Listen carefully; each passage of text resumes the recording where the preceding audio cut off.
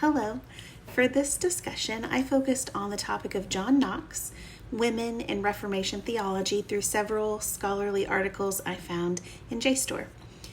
If you don't know much about him, John Knox is one of the most important figures of the Scottish Reformation.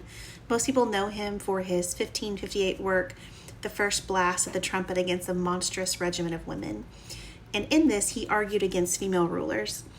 Knox believed that female monarchy was contrary to scripture and what he thought or believed to be the natural order.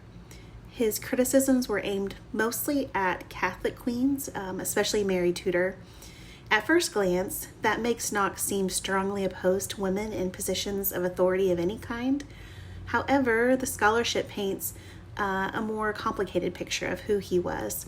Susan Felch points out that while Knox criticized female political rule, his personal letters reveal a great deal of respect that he had for many of the women in his life. She argues that Knox viewed Christian men and women as fellow believers who were equally called to follow and serve God. In his letters, he often wrote to women as trusted friends and spiritual companions. One article I found especially interesting was A. Daniel Frankfurter's study of Elizabeth Bowes, who later became Knox's mother-in-law. Frankfurter argues that Bowes was much more than just someone receiving spiritual advice from Knox.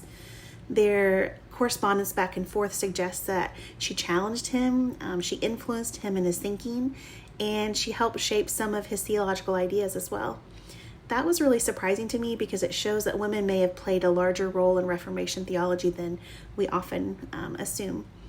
Judith Richards places Knox within the broader debated ideas about female rulers in Tudor England. She argues that a lot of people in 16th century England actually held more of a nuanced view of female authority than Knox did.